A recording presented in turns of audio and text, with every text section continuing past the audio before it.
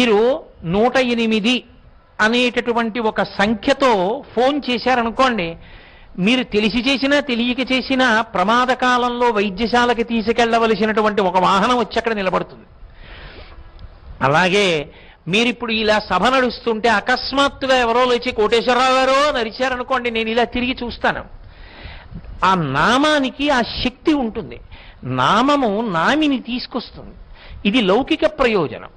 ఆంతర ప్రయోజనం ఒకటి ఉంటుంది. భగవన్నామములను పలకడం చేత కొన్ని విశేషమైనటువంటి ఉపకారములు జరుగుతాయి. దుర్గానామమునందు కొన్ని విశేషమైనటువంటి శక్తులు ప్రోది చేయబడి ఉంటాయి.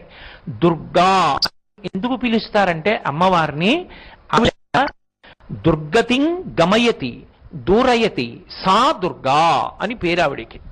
దుర్గతిం గమయతి దూరయతి, దుర్గతిని దూరం చేస్తుంది. దుర్గతిని దూరం చేస్తుంది అంటే